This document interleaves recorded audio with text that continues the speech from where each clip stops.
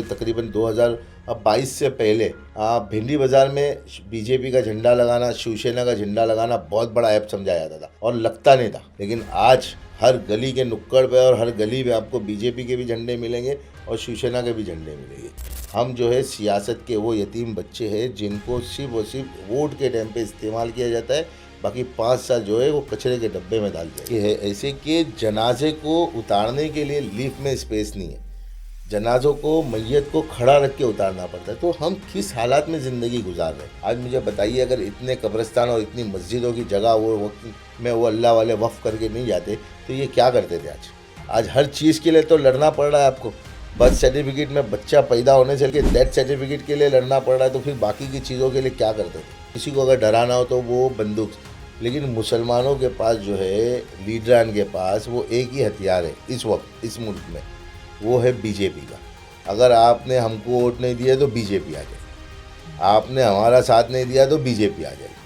शोएब जी, हम जब से सुन रहे हैं कि आप एमएलए अमीन पटेल के अगेंस्ट में चीज़ें बोल रहे हैं, लेकिन जो एमएलओ की रिपोर्ट कार्ड बनाती है प्रजा फाउंडेशन, वो तो हमेशा उन्हें नंबर 1 एमएलए का। हम उन चीज़ों पे बार बार उसी चीज़ों पे डिस्कशन करेंगे। आप रहने दे, आप सवाल क्या करेंगे आपसे ये बताइए। चीज़ों को लेकर, वही बातों को लेकर नहीं, हम उस पर ही बात करते हैं कि उन्हें तो नंबर 1 मिलता है, तो ये कैसे। अब मुझे ये बताइए कि उन्होंने 25 सालों में क्या काम किया। सिर्फ 5 काम गिना दीजिए वो।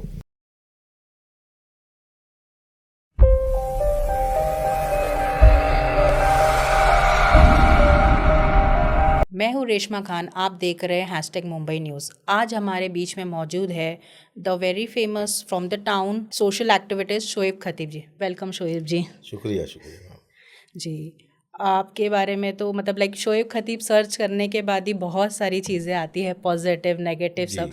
तो आज आपको यहाँ बुलाने का मकसद यही था कि कुछ चीज़ों पे से पर्दा हटाया जाए और कुछ चीज़ों के बारे में डिटेल में बात की जाए। ठीक है, तो बहुत फेमस कॉन्स्टिट्यूंसी है मुंबा देवी, तो उसके बारे में हम पहले कुछ सवाल आपसे करेंगे। जी। ओके, तो वहाँ के रेसिडेंट इतने नाखुश क्यों हैं? किस चीज़ को लेकर? हर चीज़ को लेके, अगर हम उनकी प्रॉब्लम सुने, इलेक्ट्रिसिटी, साफ़ सफाई, सैनिटेशन, हर चीज़ को लेके वो नाखुश दिखते हैं। देखिए, जब से हमने होश संभाला, तकरीबन आज मेरी एज जो है 47 एज से, और अगर हम पीछे चले जाए तो अगर 25 साल पहले की अगर हम बात करें तो 22 ईयर्स के बाद में अगर हम वही हालात में ज़िंदगी गुजार रहे जिन हालात के अंदर हम 22 साल पहले थे, तो आदमी नाखुश होगा ना। हमको ढंग से कोई चीज़ की सहूलत नहीं है।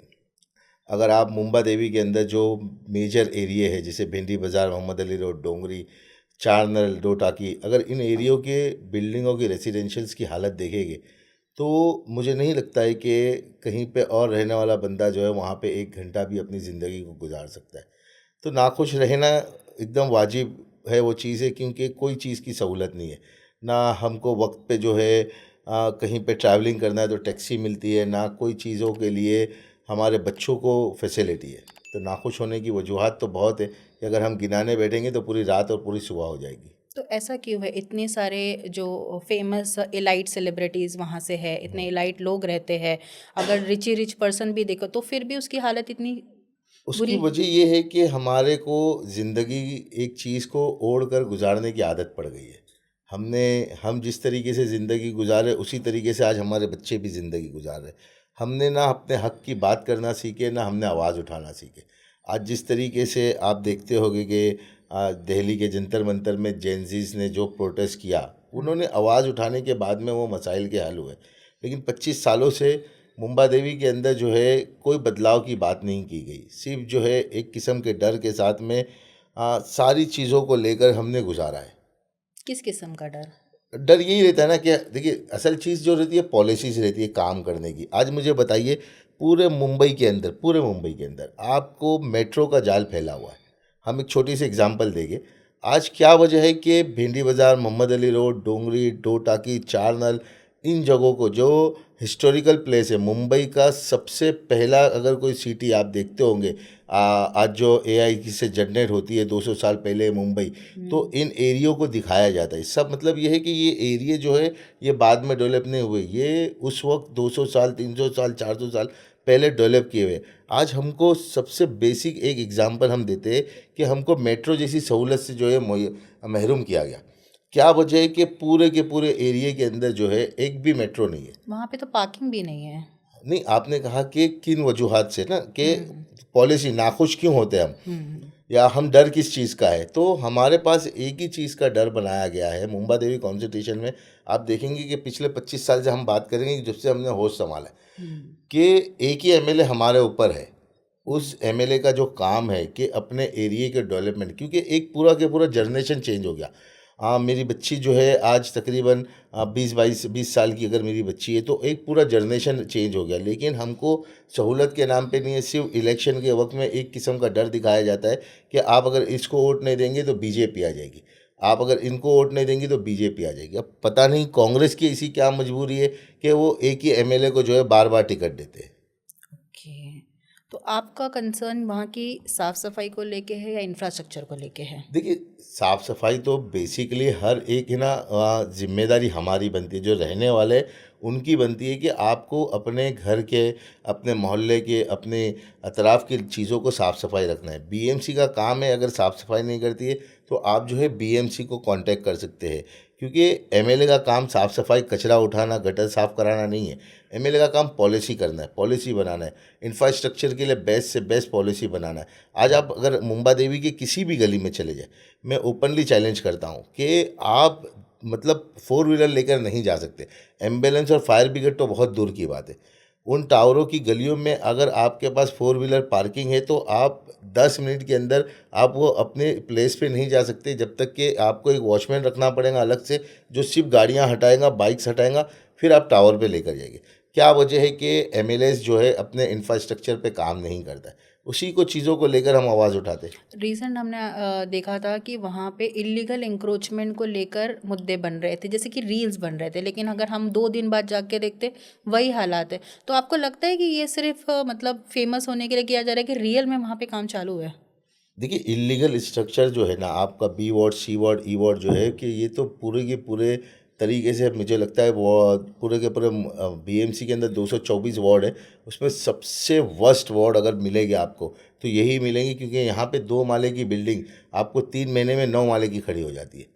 मतलब इतना इलीगल इंक्रोचमेंट है, और जिस तरीके से इलीगल इंक्रोचमेंट होगा तो जाहिर सी बात है कि आपका डेवलपमेंट जो है, क्योंकि एक बिल्डिंग अगर वो 2 माले से 9 माले बन जाएगी तो महाड़ा उसको ना जाके आगे जाके एफएसआई देगी, ना बीएमसी उसको अलाउ करेगी, तो वो बिल्डिंग के अंदर रहने वाले, एक तो कई उनके ऊपर लटकती तलवार है, कभी भी वो चीज़ें हो सकती है कानूनी कार्रवाई। लेकिन हमारा सिर्फ एक ही बोलना है कि एक आदमी को अगर हमने जिम्मेदार बना के बिठाया है, तो जिस तरीके से खुद अपनी ज़िंदगियों को अच्छे से अच्छा गुजारने की और अपने बच्चों के अच्छे से अच्छे भविष्य की फ़िक्र करते हैं, तो क्या वजह है कि आज मुंबा देवी के लोग अपने अच्छी ज़िंदगी जीने के लिए आवाज़ नहीं उठा सकते। तो आपको ऐसा लगता है कि सिर्फ ये पॉलिटिकल इशू है या इसके ऊपर भी कुछ है? नहीं, पॉलिटिकल इशू यहाँ पे मैं कहा कि मुंबा देवी जो एक सीट है, एक ऐसी सीट है कि यहाँ पे पॉलिटिकल इश्यूज नहीं है, क्योंकि यहाँ पे 70% माइनॉरिटी के वोट्स है और 30% नॉन माइनॉरिटीज़ के वोट है। तो यहाँ पे कांग्रेस की सबसे सेफ सीट कि एक आइडियोलॉजी बनी है हमारे माइनॉरिटी के अंदर कि हमको सिर्फ कांग्रेस को वोट देना है। तो यहाँ पॉलिटिकल इशू नहीं है। यहाँ पे आदमी को अपने उस जज्बे के साथ में और अपने फ़र्ज़ के साथ में अगर काम करे ना, तो आप यकीन करें मुंबा देवी जो है ना, वो किसी कप परेड से कम नहीं बनेगा। ओके। रिसेंट हमने देखा था कि आपने प्लेग्राउंड का मुद्दा उठाया था, तो आपको उसमें कामयाबी मिली थी? देखिए, मुद्दे तो मैं जो है डेली उठाता हूँ कि अपने अतराफ़ में जो चीज़ें गलत होती है, कहीं ना कहीं बोलना चाहिए उस चीज़ों को लेकर। तो अल्हम्दुलिल्लाह सुम्मा अल्हम्दुलिल्लाह आज बहुत सी चीज़ों पे आवाज़ उठाने के बाद में हम पिछले मैं 2024 में सियासत में आया हूँ और आज 2026 चल रहा है। अल्लाह के फजल व करम से एक बहुत बड़ा अल्लाह रब्बुल आलमीन ने कारवा हमारे साथ में कर दिया है, और हम जिस चीज़ों को लेकर आवाज़ उठाते हैं तो उसके ऊपर काम होता है। रही बात प्लेग्राउंड की, तो मुंबा देवी क्षेत्र के अंदर आप मुझे बताइए, आप भी अगर कभी विज़िट करें तो एक भी प्लेग्राउंड नहीं है बच्चों को खेलने के लिए। हाँ, हमारे एक सेंडासोट के पास है, वो प्लेग्राउंड है, वहाँ पे बच्चे खेलने जाते हैं, लेकिन उसके अंदर वो सहूलतें नहीं है। आज हमारे स्कूलों के जो ग्राउंड्स, पहली बात तो स्कूलों में ग्राउंड ही नहीं है। सिर्फ एक स्कूल के अंदर ग्राउंड्स है, वो बाइकल्ला कॉन्स्टिट्यूशन में आता है, जो इस्माइल बेग मोहम्मद हाई स्कूल। उसकी हालत भी हमने उसके ऊपर भी काफ़ी बात की थी कि ये चीज़ें जो है बच्चों को बेसिकली खेलने के लिए, क्योंकि आज जो जब हम हमारे पास एक फील्ड में हम काम करते थे जब जुमा मस्जिद में, कि बच्चों को साइकोलॉजी, आपने भी ये चीज़ों के ऊपर आवाज़ काफ़ी काम किया होगा कि आज हमारे बच्चों को खेलने के लिए प्लेस नहीं है, तो वो कहाँ खेल रहे हैं? वो ज़हनी तौर पे बीमार बनते जा रहे हैं अपने मोबाइलों के अंदर। जब वो फिज़िकली एक्टिव नहीं रहेंगे तो मेंटली उनका वो दिमाग काम करेगा। और हमने उसके ऊपर काफ़ी वो चीज़ों को वो सर्च किया था कि एक नॉर्मल माइंड जो है, एक नॉर्मल इंसान का दिमाग जब वो फिज़िकली काम करता है तो वो उसकी लाइफ जो है वो 30 साल के बाद में वो और ग्रोथ होती है। लेकिन यहाँ पे ऐसा हो जाता है कि हम जब बच्चा मेरा 4 साल से अगर उस मोबाइल के अंदर अपनी ज़िंदगी गुजारेगा तो वो उसकी कैपेसिटी जो है वो 30-35 साल के बाद में आने वाले वक्तों में उसकी ग्रोथ रुक जाएगी। तो एग्री। हमारे बच्चों को हमको हर तरीके से सोचना है। आज हमारे पास फिजिकली हम कहाँ हमारे बच्चों को भेजें, ना हमारे पास कोई जिम्नास्टिक है, अब कोई चीज़ें हैं। अब रही बात जो जिम खाने हैं, अब वो जिम खानों की मेंबरशिप ही इतनी है लाखों रुपए की कि एक आम आदमी जो है उसको अफोर्ड नहीं कर सकता है। जैसे कि अभी आपने कहा कि 2024 में आपने पॉलिटिक्स में एंट्री जी की है, तो इसमें हमने आपको तो पहले जुम्मा मस्जिद में भी देखा है, आप काफ़ी मीटिंग कंडक्ट करते थे, कोविड जी। के टाइम पे भी आपने उनके थ्रू से काफ़ी काम किए थे। तो ऐसा क्या हुआ कि मतलब जुम्मा मस्जिद से क्या आपको निकाला गया या कि आपने खुद रेजिग्नेशन दिया है? देखिए, मैं जुमा मस्जिद से आज भी जुड़ा हुआ हूँ अल्हम्दुलिल्लाह, ना मुझे निकाला गया है। ये चीज़ जो है कहीं न कहीं इंटरनल इश्यूज़ थे, उसको लेकर हमने कोर्ट में मूव किया है और अभी कोर्ट का डिसीजन पेंडिंग है। मेरे साथ में कुछ और ट्रस्टियान भी हैं जिन्होंने कोर्ट को मूव किया है, क्योंकि जहाँ पे इदारों के अंदर जहाँ भी सियासत हो या कहीं पे कोई चीज़ होती है, तो ये नेचुरली ये चीज़ें हैं कि इन चीज़ों को फेस करना है। तो अफ़सोस तो इसी बात का है कि मुस्लिम इदारों में या जो चाहे वो कोई भी इदारा हो, वहाँ पे सियासत नहीं होनी चाहिए, लेकिन जहाँ सियासत होंगी तो ये सारी चीज़ें होंगी। तो ये कंट्रोवर्सी के बाद में आप पे बैक टू बैक एलिगेशंस लगते गए। हमने देखा है कि कब्रिस्तान का मुद्दा हो, चाहे ग्राउंड का मुद्दा हो, चाहे वो बिल्डिंग जो इलीगल इंक्रोचमेंट, तो आपके ऊपर आते, तो इसका आपने कैसे डिफेंड किया है? देखिए, सबसे पहली चीज़ तो ये कि एलिगेशन लगना और उसके साथ में कोई एविडेंस लगाना वो बहुत इम्पोर्टेंट रहता है। मैं एलिगेशन यहाँ बैठकर मैं आज किसी के ऊपर भी लगा सकता हूँ कि भाई उसने फ़लाँ बंदे ने ये कर दिया, फ़लाँ बंदे ने ये कर दिया। लेकिन उसको प्रूव करने के लिए कहीं न कहीं हमको एविडेंस की ज़रूरत है। आज हम जब कंट्रोवर्सी में या जब हम सियासत में जाते हैं या हम वो काम करते हैं जो हमारी लाइफ से हटकर किसी और की मतलब फ़ील्ड में हम जाते हैं, तो वो एक किस्म का डर जब सामने वाले को आता है, तो वो एक एलिगेशन है, एक चीज़ ऐसी रहती है जिसको जो है वो सामने वाले को बैक किया जाता है। तो एलिगेशन लगना एक अलग चीज़ है।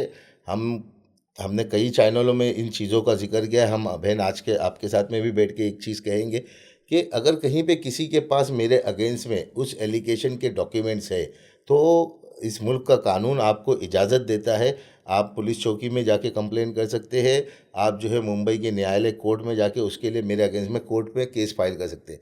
एलिगेशन चैनल्स पे सोशल मीडिया पे लगाना एक अलग चीज़ है और प्रैक्टिकली काम करना अलग है। आप एक कोविड वॉरियर थे, फिर जी। देन आप एक रिनाउंड ऑर्गेनाइजेशन के ट्रस्टी थे, फिर उसके बाद में आप ही के ऊपर ऐसे एलिगेशंस उनका डालना, इसके पीछे मकसद क्या था? मैं कोविड वॉरियर था मैम। कोविड में तो जो है ना वो एक जज्बा था। आपने देखा होगा कि उस वक्त जब पहली बॉडीज़ को जो बरियल करने की जगह पे जब जी। उसको वो किया गया, तो एक मुसलमान होने के नाते और मैं एक कब्रिस्तान का ट्रस्टी भी था, उस वक्त चेयरमैन भी था, तो वो चीज़ें गवारा नहीं गई कि हमारे मुसलमान क्योंकि हर धर्म के हिसाब से उसका अंतिम संस्कार उसका हक है और हमारे धर्म के हिसाब से हमको बरियल करना हमारा ये हक है। जी। तो इस हक से अगर रोका गया तो उस वक्त हमने जो चीज़ों को लेकर आवाज़ उठाई और अल्लाह के फजलो करम से जो है महाराष्ट्र गवर्नमेंट ने हमको कोविड बरियल के लिए जो है परमिट किया और सारी जो भी एसओपी बनी वो हमारे ही थ्रू बनी और पूरा बॉम्बे के 42 कब्रिस्तान को जो है परमिट किया गया कि हम जो है इसको बरियल करेंगे। उसके बाद में आपने मुझसे कहा कि एलिगेशन, उन एलिगेशन को मैंने कहा ना कि आप मुझे गिरा नहीं सकते, तो आप मुझे जो है कहीं ना कहीं पीछे ढकेलने के लिए उन चीज़ों का इस्तेमाल करेंगे जो ज़बानी है।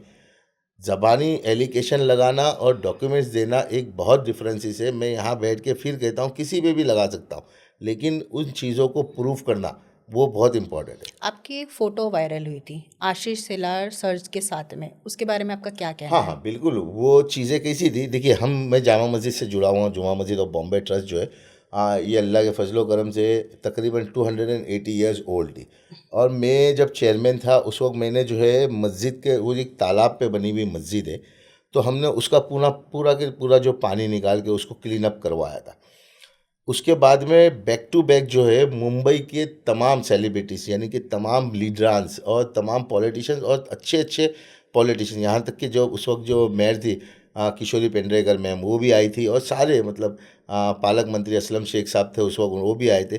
तो उसी उसी कड़ी के साथ में मुझे लगता है नवंबर दिसंबर में जब आशीष सिलार साहब हमारे ऑफिस में आए थे, उस वक्त जो है कहीं ना कहीं एक बात चली थी, काफ़ी लोग थे और चाहिए थी कि शुएब आप जो है बीजेपी ज्वाइन कर ले।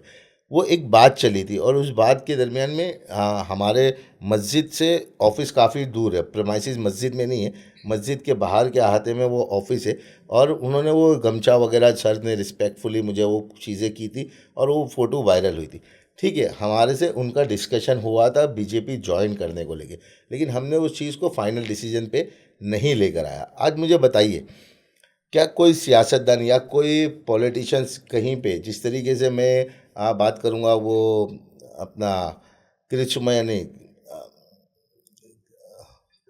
नीतीश राणे की, नीतीश राणे आज अगर कहीं पे हमारे मुंबा देवी के एमएलए अमीन पटेल साहब या असलम शेख साहब या रईस शेख साहब उनसे मिलते, उनसे बातें करते, तो क्या कहीं पे वो चीज़ें उनको लेकर जोड़ी जाएगी कि इन्होंने बीजेपी ज्वाइन कर ली?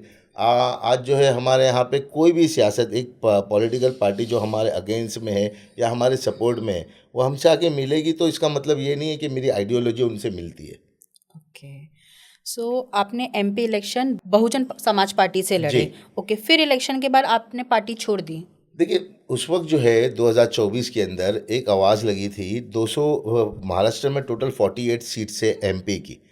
अच्छा, उस वक्त आवाज़ ये लगी थी कि हम बार बार, अगर आप मुझे मेरे पूरे पोस्ट अगर आपने देखे होंगे, और बाकायदा हमने जो है मीडिया के अंदर वो चीज़ों को लेकर चले थे कि हमारा ये डिमांड थी उस वक्त, और काफ़ी लोगों की डिमांड थी उस वक्त मेरे साथ में, कि 48 सीट्स में से सिर्फ आप जो है मुसलमानों को एक सीट दे दें। जितनी पार्टीज थी, कांग्रेस, एनसीपी, शिवसेना, यूबीटी, जितनी अलायंस बन के लड़ रही थी, तो उस वक्त सिर्फ ये बात कही गई थी कि एक सीट जो है 48 सीट्स में आप जो है किसी एक मुसलमान एमपी को दे दे, ताकि महाराष्ट्र के मुसलमानों की कहीं ना कहीं कोई बात रखने के लिए एक मुस्लिम एमपी जाएगा, तो वो चीज़ों को लेकर। तो उस वक्त 48 सीट में किसी एक पार्टी ने भी, किसी ने भी एक भी मुसलमान को सीट नहीं दी उस वक्त जो है उस चीज़ को लेके, क्योंकि मुझे इलेक्शन सियासत में आना था और मुझे बहुत वो लगा। तो जब किसी पार्टी ने, अच्छा जो उन लोगों को सीट नहीं दी जिन्होंने अपनी पूरी ज़िंदगी लगा दी है, जब उनको नहीं दी तो वो हम जैसे लोगों को क्या सीट देते थे। तो बहुजन समाज पार्टी जो नेशनल पार्टी है, उनसे हमने जब रब्ता किया तो उन्होंने हमको वो सीट देने के लिए राज़ी हुए और हमको वो सीट मिली, तो हमने वो इलेक्शन लड़ा। इलेक्शन लड़ने के बाद में कहीं पे वो चीज़ों को हमको उसका आइडियोलॉजी में फ़र्क लगता है कि एक पार्टी की आइडियोलॉजी जो है हमसे मैच नहीं करती है, या कहीं पे हम जो है खुलकर उस चीज़ों के ऊपर सियासत पे काम नहीं कर सकते, तो हमको छोड़ना पड़ा। ओके। आप सिर्फ मुंबा देवी एमएलए अमीन पटेल के कामों में ही क्यों नुक्स निकालते हैं? देखिए, मैं नुक्स अमीन पटेल के कामों में नहीं निकलता। अमीन पटेल साहब जो है हमारे भाई है, आज भी हम जो उनकी रिस्पेक्ट करते हैं, हम उनकी इज़्ज़त करते हैं। हम जो है उस एमएलए के कामों में नुक्स निकालते हैं जिसने अपनी ज़िंदगी के 25 साल, लोगों ने आपको वोट देकर लेकर आया, आपने उस 25 साल में हमको डिवाइड कर दिया। डिवाइड ऐसा कर दिया कि आज आप देखिए, मैं आपको एक एग्ज़ाम्पल देता हूँ। एस ब्यूटी, बोरी मुल्ला, आज आप जाके देखिए उसका डेवलपमेंट, आपने उसको क्लस्टर डेवलपमेंट के नाम पे उसका प्रपोजल बनाया 2009 में, 2016-26 चल रहा है। 16 साल में आपने उसका डेवलपमेंट के लिए कहीं ना कहीं एक प्रपोजल बना के पुटअप किया। आज क्या वजह है कि मुंबा देवी की वो गलियां जो खस्ता हाल है, आज जिनकी चौड़ाई मुश्किल से मुझे लगता है 25 से 30 फीट चौड़ी नहीं होंगी वो गली, उन गलियों में आप टावर की परमिशन, या आपके पास अगर फाइल या आपके म्हाडा या डिपार्टमेंट में अगर वो चीज़ अप्रूवल आती है, तो आपने उनको रोका क्यों नहीं? आपने ये क्यों नहीं इंक्वायरी की कि उसमें पार्किंग की फैसिलिटी है या नहीं? आप यकीन करें या नहीं करें कि हमने ऐसी ऐसी टावर्स देखे हैं ऐसे कि जनाजे को उतारने के लिए लिफ्ट में स्पेस नहीं है। जनाजों को, मैयत को खड़ा रख के उतारना पड़ता है। तो हम किस हालात में ज़िंदगी गुजार रहे हैं। तो ये सारी चीज़ों को लेकर हमने एक मुहिम को चलाया कि हम अपनी ज़िंदगी को बदलाव लाने के लिए लोगों के बीच में जाएंगे और लोगों को रोज़ बोलेंगे, और अल्लाह ने चाहा तो रोज़ एक ना एक दिन लोग सुनेंगे और उन चीज़ों के अंदर बदलाव आएगा। शोएब जी, आपके मुद्दे जो हम देखते हैं वो छोटे नहीं होते, जैसे कि अभी आपने कहा कब्रिस्तान का मुद्दा, आपने कहा लिफ्ट में स्पेस नहीं है, लोगों को चलने के लिए रास्ते नहीं है, तो आप अकेले हो या आपके साथ लोग इसमें जुड़े और आपकी चीज़ों को समझे? देखिए, अल्हम्दुलिल्लाह मैंने कहा 2024 से लेके आज 2026 में, पहले मैं तकरीबन 2013 से लेके 2017 तक के नवाब मस्जिद में ट्रस्टी था। उसके बाद मैं 16 से लेके अभी मैं जामा मस्जिद में ट्रस्टी हूँ। तो काम करने के जज्बे जो रहते और नीयतें साफ़ है तो अल्लाह रब्बुल आलमीन टीम भी बनाता है और लोगों को जोड़ता भी है। हमने जब शुरुआत की थी तो यही था कि अरे शुएब भाई, कौन सुनेगा, मतलब इतने स्ट्रांग लोग हैं, इतने ये है वो है। हमने कोशिश की कि नहीं, आज नहीं तो कल इसके असरात दिखेंगे, और आज उसके असरात है कि हम आपके साथ बैठ के जो है पॉडकास्ट कर रहे हैं। ओके। एक एलिगेशंस जो हमने सुना है आपके ऊपर है कि आप ये मुद्दे अमीन पटेल के अगेंस्ट में उठाते हैं या आप ये सोशल मुद्दे उठाते हैं, इसके पीछे कहीं ना कहीं एक्सटॉर्शन का काम भी होता है, तो ये किस हद तक सच है? देखिए, एक्सटॉर्शन किस चीज़ की जाती है? एक्सटॉर्शन उन चीज़ों की जाती है जहाँ पे आपने इल्लीगल बिल्डिंग्स को लेकर आवाज़ उठा दी कि भाई 9 माले बन गए। उसके बाद में जो है उसको आपने जिनकी अगेंस्ट आवाज़ उठाई, फिर वो चीज़ों को लेकर होता नहीं है। हम आवाज़ उठाते हैं पार्किंग्स को लेके, गटर को लेके, रोज़मर्रा की ज़िंदगियों को लेके, और इल्लीगल पार्क बिल्डिंग्स को लेकर हम वो बनाने वाले के पास जाके आवाज़ नहीं उठाते। हम डिपार्टमेंट में आवाज़ उठाते हैं। हम वहाँ के जो ऑफिसर ज़िम्मेदार है, हम उनकी अकाउंटेबिलिटी पूछते कि आपकी ज़िम्मेदारी क्या है। तो वहाँ पे अगर इस तरीके की बात है तो हम उसको बिल्कुल सरासर जो है खारिज करते हैं। तो ऐसा भी बोलते हैं ना कि आप पे आरोप है कि आप सिर्फ क्रॉफर्ड मार्केट से लेके आप जे के मार्केट तक ही घूमते हो और बस अमीन पटेल के अगेंस्ट में ही आप क्लस्टर कलेक्ट करते देखिए, हो। मैं फिर कहता हूँ कि मैं अमीन पटेल साहब के अगेंस्ट में बिल्कुल नहीं करता हूँ। मैं कुलाबा कंसल्टेशन में भी बात करता हूँ, राहुल नार्वेकर सर के, जैसे अब आपने क्राफर्ड मार्केट के नीचे जो आपने फ्लाईओवर के नीचे अभी देखे होंगे, हमने काफ़ी मेहनत की कि कुछ इलीगल कंस्ट्रक्शन था। उसके अलावा हम पूरे बीएमसी के अगेंस्ट में बात करते। बीएमसी की जितनी पॉलिसीज़ रहती है, बीएमसी की जितनी फंड्स रहते हैं, जितने टेंडर्स होते हैं, जैसे रोड के ऊपर अभी जैसे इन्होंने एजुकेशन के ऊपर जितना फ़ंड निकाला, जो तकरीबन 27 आइटम जो है, तकरीबन 13,000 कुछ बच्चों को बांटने का था, वो सारी चीज़ों को लेकर हम हर चीज़ के ऊपर आवाज़ लेकिन उठाते। अगर आप वो चीज आपने मुद्दा उठाया था, मुझे याद है कि आपने बताया था कि 1,000 rupees per month, 2,000 rupees per month के लोगों को जोड़ा गया। आपको लगता है इतना चेंजेस आया है या इतने बच्चों तक फंड्स पहुँचे हैं? नहीं, हमारा काम क्या रहता है, हम आवाज़ उठाते हैं, हम उसके ऊपर जो है पेपर वर्क करते हैं, कानूनी कार्रवाई करने की कोशिश करते हैं। लेकिन एक चीज़ ये है कि इस वक्त आप पूरा के पूरा महाराष्ट्र को जो है, ख़ास करके मुंबई जैसी सिटीज़ को जो है ना, ये एक किस्म के ब्रोकर्स चला रहे हैं।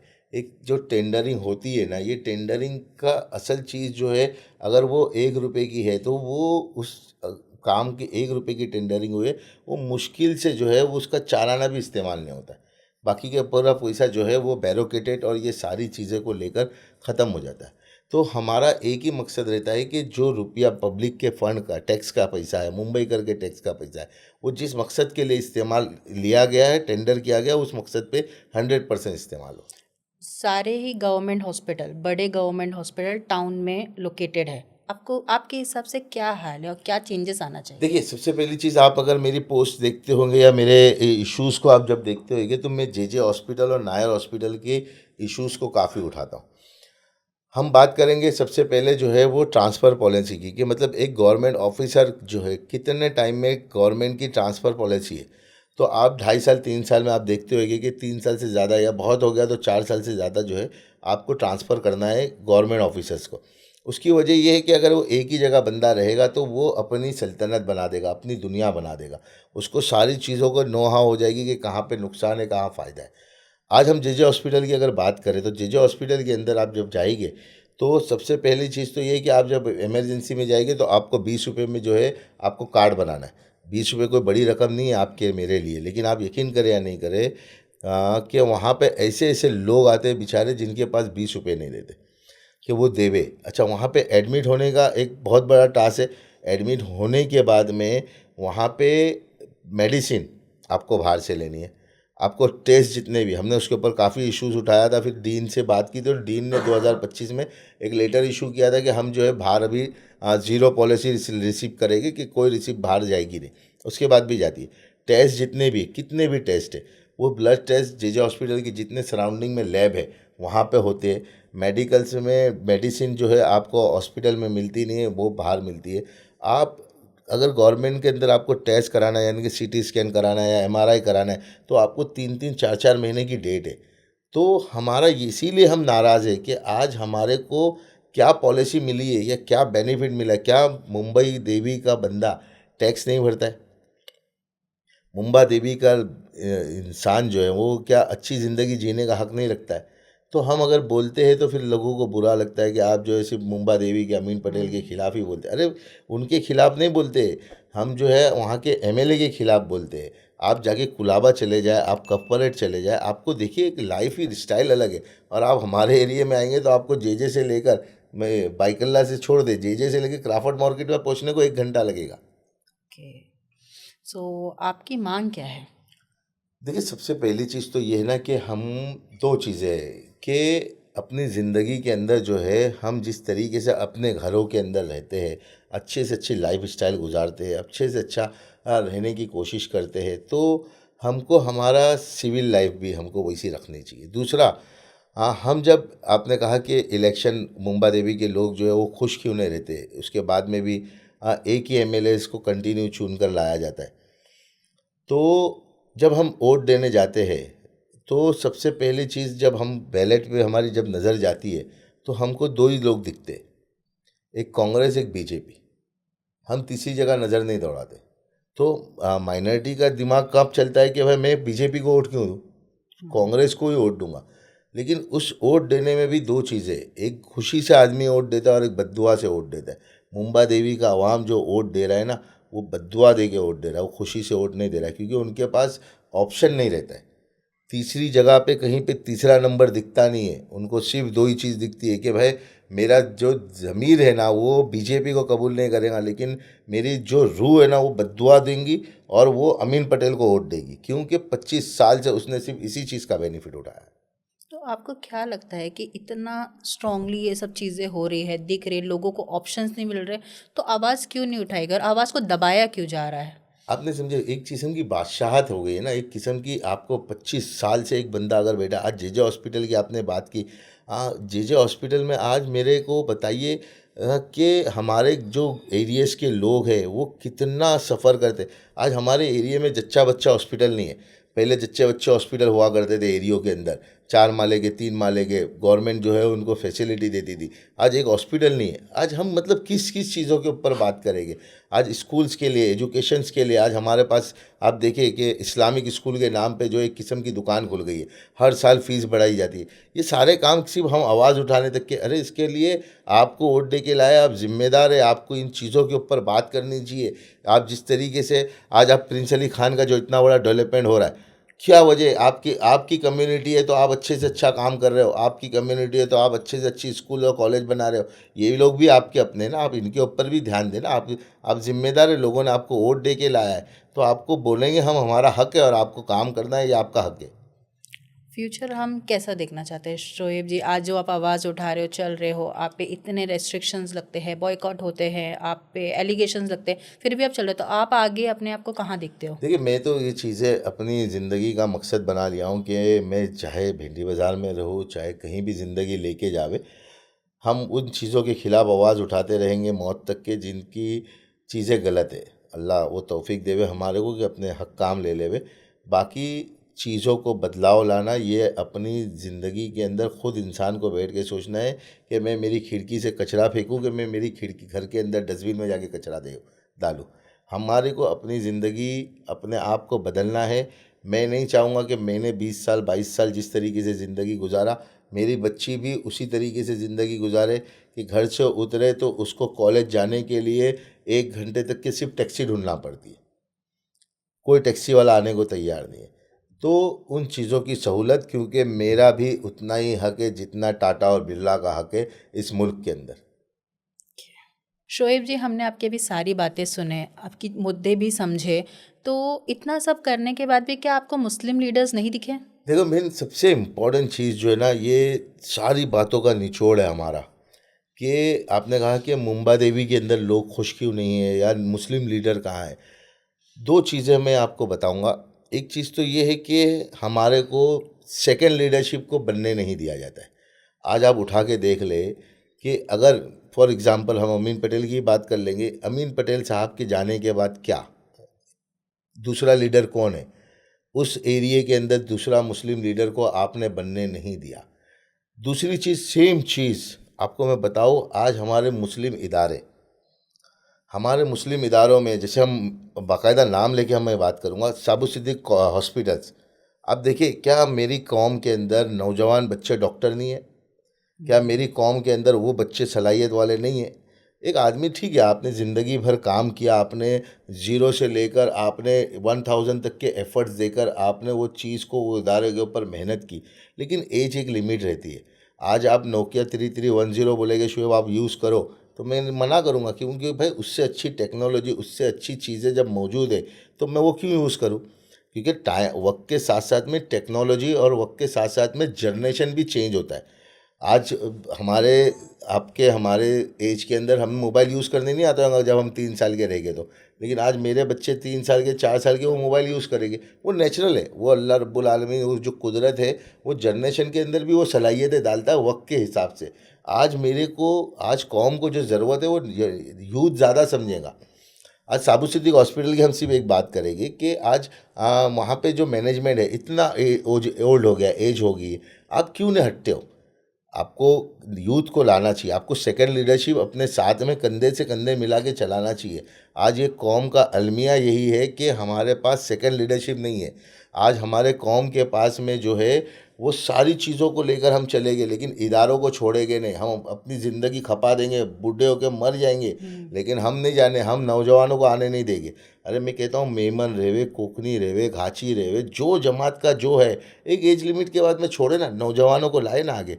क्यों नहीं लाते हो? सेम चीज़ सेकंड लीडरशिप सियासत में, हम जो है सियासत के वो यतीम बच्चे हैं जिनको सिर्फ और सिर्फ वोट के टाइम पे इस्तेमाल किया जाता है, बाकी 5 साल जो है वो कचरे के डब्बे में डाल दिया जाता है। और नेपोटिज्म भी हम देख रहे हैं कि टाउन में कंटिन्यू हो रही है, कि उनके बाद उनके फैमिली मेंबर्स को ही ठीक है बनाया ना, जा मैं रहा है। कहता हूँ ठीक है, वो भी कबूल है, फैमिली मेंबर को लाओ, लेकिन वो यूथ को लाओ ना, वो बच्चों को लाओ पढ़े लिखे। अगर तुम्हारी फैमिली में पढ़े लिखे बच्चे हैं, आज हमारे मुस्लिम इदारे, मुस्लिम बच्चे, आप कॉलेज में आप इंजीनियर मिलेंगे, डॉक्टर मिलेंगे, आपको हर फील्ड में मिलेगा। मेरी कौम का बच्चा हर फील्ड में मिलेगा। आज हम उसको क्यों नहीं लाते हो? आज आप 90-90 साल के हो गए हो, आपसे इदारे छुट्टे नहीं है। आपको गाड़ी में बिठाने के लिए 2 आदमी लग रहे हो, गाड़ी से उठा के ऑफिस में ले जाने के लिए 2 आदमी लग रहे, फिर भी आप अपनी ज़िद के ऊपर बैठे हुए हो। आज हमारे नौजवान को हम अगर आज इस्तेमाल नहीं करेंगे तो कहाँ जाएगी ये? एक तो सबसे पहले एक दौर था कि उनके पास एजुकेशन नहीं थी। आज अल्लाह के फजलो करम से मुस्लिम बच्चे एजुकेटेड हो रहे। आज हमारे औकाफ की प्रॉपर्टी कि इतनी है कि कसम खुदा की मैं कहता हूँ ना, कि इतनी वफ़ की प्रॉपर्टीज़ है वर्फ का कि भी स्कैंडल हुआ था, वर्फ में भी स्कैम हुआ, तो उसके बारे में आप कुछ बता सकते हैं? वफ़ के ताल्लुक से देखिए, सबसे इम्पोर्टेंट चीज़ है कि हमें यही कह रहा हूँ कि हमने उन चीज़ों की फ़िक्र ही नहीं की जो हमारे लोगों ने छोड़ कर गए थे। वफ़ की चीज़ों के साथ में अगर हमारे को सही इस्तेमाल होते ना, तो आज इस सैफी हॉस्पिटल जैसे ना हर मोहल्ले और हर गली में लेकिन ना, इतनी छेड़छाड़ कैसे हुई? कोई बोलने वाला नहीं। कि हम बेफिक्रे लोग हो गए, हम ये कौम बेफिक्री हो गई, तो अल्लाह ने जालिमों को मुसल्लत कर दिया। आज अगर हम बोलते, हम करते, अच्छा जिसको जो मौका मिलता है उसने वो चीज़ों को उस तरीके से नोच कर खाया है, चाहे वो कहीं पे भी बैठा हो। क्यों? क्योंकि ये कौम जो है ना बेहिस हो गई है। कौम के अंदर एहसास नाम की चीज़ नहीं है। मेरा काम है सुबह 9 बजे उठ के घर से जाने का है, मेरे 2 बच्चे और मेरी बीवी, मेरी माँ के लिए कमाने का है, वापस घर पे आके सोने का है। अतराब में क्या हो रहा है वो छोड़ देने का है। आज मुझे बताइए, अगर इतने कब्रिस्तान और इतनी मस्जिदों की जगह वो वक्त में वो अल्लाह वाले वफ़ करके नहीं जाते तो ये क्या करते थे? आज हर चीज़ के लिए तो लड़ना पड़ रहा है आपको। बर्थ सर्टिफिकेट में बच्चा पैदा होने से लेके डेथ सर्टिफिकेट के लिए लड़ना पड़ रहा है, तो फिर बाकी की चीज़ों के लिए क्या करते थे? अग्री। तो आपका क्या मैसेज है लोगों के लिए? देखिए, सबसे पहली चीज़ तो ये है कि मैं यूथ को कहूँगा कि अपने आप लोगों को अपनी ज़िंदगियों के साथ-साथ में आने वाली अपनी ज़िंदगी नस्लों को एक गैप हो गया, जो नुकसानात हो गए, ठीक है ना? वो नुकसानात अगर हमारे 40% हो गए, लेकिन अगर आज हम उन नुकसानात को भूल कर भी अगर आगे काम करेंगे ना, तो हमारे पास काम करने के लिए एक बहुत बड़ा मैदान है। तो यूथ से गुज़ारिश करेंगे कि आवाज़ उठाए, सवाल करे और अपने हक़ के लिए जो कानून के दायरे में चीज़ें रहती है उनको लेकर चले। और सबसे इम्पोर्टेंट चीज़ है कि अपने अतराफ़ में सिर्फ हम अपने अतराफ़ की फ़िक्र कर लेना, हमको पूरा मुंबई में जाने की ज़रूरत नहीं है। तो आने वाले वक्तों में एक लहर चलेगी और मुस्लिम बच्चे, माइनॉरिटी के बच्चे जो है ना, वो कहीं ना कहीं उन चीज़ों को लेकर भी आज अपनी ज़िंदगियों के अंदर आवाज़ उठाना सीखेंगे जहाँ पे बहुत ज़रूरत है। औकाफ को लेके बहुत सारी स्कूलें बंद हो गई हैं और बहुत सारे कॉलेजेस हैं जिसमें काम चल रहे थे वो रुक गए हैं। तो और नई स्कूलें और इदारे कॉलेजेस बन रहे हैं, लेकिन जो बंद हो गई उसका क्या? देखिए, सबसे पहली चीज़ वफ़ है क्या? वफ़ ये रहता है कि मैंने अपना माल उम्मत मुस्लिमा के लिए, अल्लाह के लिए छोड़ दिया। आज करोड़ों एकड़ों की ज़मीन जो है और कई प्रॉपर्टी, अच्छा मुंबई के अंदर जो है, साउथ मुंबई के अंदर आपको ज़मीन नहीं मिलेंगी, लैंड नहीं मिलेगा। आप यूपी साइड जाएँगे तो आपको एकड़ों के हिसाब से ज़मीन मिलेगी, क्योंकि वहाँ पे कंस्ट्रक्शन नहीं है। अच्छा, हमारे यहाँ पे जब आप साउथ मुंबई में आएँगे तो सबसे ज़्यादा आपको दरगाहें, मस्जिदें, कब्रिस्तान मिलेंगे। इनको चलाने के लिए उस वक़्त के अल्लाह वालों ने, वो रियल अल्लाह वाले थे, उन्होंने अपने बच्चों के मुँह के निवाले उन्होंने उम्मत के लिए छोड़ दिए कि आने वाले वक्तों में ये इदारे इस प्रॉपर्टी से चलेगी। लेकिन हुआ क्या? एक जनरेशन के बाद में जब दूसरा जनरेशन आया और जब असल हकदारों ने अपना ट्रस्ट, जो स्कीम, जो पॉलिसी रहती है, जो नए ट्रस्टी आए, तो वो कहीं ना कहीं उसमें से लूप पॉइंट ढूंढते हुए शैतान हावी हो गया। आज अगर हम Ismail Baig Mohammad high school trust को देख ले, स्कूल को देख ले, कितना बड़ा स्ट्रक्चर है। आज इतना बड़ा स्ट्रक्चर बनाने के लिए भी करोड़ों रुपए चाहिए और करोड़ों रुपए की ज़मीन चाहिए। आज वो स्कूल बंद हो गई है, कोई कौम का रहनुमा रहबर उसकी फ़िक्र नहीं कर रहा। आप करजत और गुजरात में जाने की, स्कूल बनाने की फ़िक्र करते हो। अरे जो इदारा बना हुआ स्ट्रक्चर है, आज कोई मुश्किल नहीं है ना। आज अगर उर्दू मीडियम थी, अगर वहाँ पे बच्चे आना बंद हो गए थे, आप उसको सेमी इंग्लिश शुरू कर सकते थे, आप उसको इस्लामिक शुरू कर सकते थे। जैसे आज फजलाने वाले बीएमसी की स्कूलों को जो है लेकर वहाँ पे स्कूल चला रहे हैं, वो सब वो आप यहाँ पे कुछ भी कर सकते थे। आज आप हमारी बच्चियों के लिए मेडिकल कॉलेज, पैरामेडिकल कॉलेज शुरू कर सकते थे, लेकिन जज्बा नहीं है कौम के। वो हाँ, हमको दिखाने के लिए, हमको जिम खानों में बैठ के वाहवाही वसूलने के लिए, हमको गुलदस्ते हासिल करने के लिए हमारे पास सारे टाइम है। लेकिन इन इदारों को बंद होने तक के हम देखेंगे और बंद होने के बाद में फिर किसी बिल्डर के साथ में बैठ के जो है वो उसको वहाँ पे टावर बना के और रिहाइश में आलीशान रिहाइश रखेंगे। लेकिन औकाफ की फ़िक्र देखिए, अगर इस चीज़ों की फ़िक्र हम यूथ से, नौजवानों से रिक्वेस्ट करेंगे कि ये चीज़ें आपके असलाफ़ की छोड़ी हुई, आपके बुज़ुर्गों की छोड़ी हुई है। जिस तरीके से आप अपनी ज़िंदगियों को बनाने की फ़िक्र कर रहे हैं ना, इन प्रॉपर्टियों की भी फ़िक्र कर लो। नहीं तो आने वाले वक्तों में, यकीन करो या नहीं करो, मुसलमान जो है इस ज़मीन के ऊपर एक एक ज़मीन के बिल्लस के लिए ना तरसेगा। काम का इतना बड़ा नुकसान हो रहा है, क्या हमारे पास ऐसे मुस्लिम लीडर्स नहीं हैं जो इसको आगे सही कर सके? मुस्लिम लीडरान की ना सबसे बड़ा, मैंने कहा ना कि वजूहत ये है कि मुसलमान लीडर बनाता कौन है? लीडर बनाती आवाम है। और आवाम जब इलेक्शन के वक्त जब आता है ना, तो एक तो चीज़ रहती है बंदूक की डर, कि भाई हम आपको जान से, किसी को अगर डराना हो तो वो बंदूक। लेकिन मुसलमानों के पास जो है, लीडरान के पास वो एक ही हथियार है इस वक्त इस मुल्क में, वो है बीजेपी का। अगर आपने हमको वोट नहीं दिया तो बीजेपी आ जाएगी, आपने हमारा साथ नहीं दिया तो बीजेपी आ जाएगी, आपने ये नहीं किया तो बीजेपी आ जाएगी। अरे बीजेपी आएंगी, क्यों आएंगी? अगर एक तरफा हमारे मुस्लिम किसी बच्चे को खड़ा करके अगर उसको वोट देंगे तो क्यों बीजेपी आएगी? आपने आपने मैं बताता हूँ ना, मैंने मेरी ज़िंदगी में, मतलब इतनी उम्र हो गई तकरीबन 2022 से पहले, भिंडी बाज़ार में बीजेपी का झंडा लगाना, शिवसेना का झंडा लगाना बहुत बड़ा ऐप समझा जाता था और लगता नहीं था। लेकिन आज हर गली के नुक्कड़ पे और हर गली में आपको बीजेपी के भी झंडे मिलेंगे और शिवसेना के भी झंडे मिलेंगे। तो ये सियासत जब बदल सकती है तो यूथ को भी बदलना पड़ेगा। अगर वाकई में आपको अपने अपने मतलब कौम के लिए कुछ करना है ना, तो आपको बदलना ही पड़ेगा, नहीं तो आप जो है वहीं के वहीं रहेंगे और दुनिया आगे चली जाएगी। थैंक यू शोएब जी, आपने आपका शुक्रिया। इतना स्पेशल टाइम हमें दिया और बहुत से मुद्दों पे से आपने पर्दे हटाए और यूथ को भी एंकरेज किया है। थैंक यू सो मच इसके शुक्रिया लिए। शुक्रिया। और इसी के साथ में हम आपसे कहना चाहेंगे, यही मैसेज है सेफ एंड स्ट्रॉन्ग, कि आप लोग आगे बढ़े, आवाज़ उठाए, सवाल करें और जो भी गलत हो रहा है उसे चेंज करें। बिल्कुल।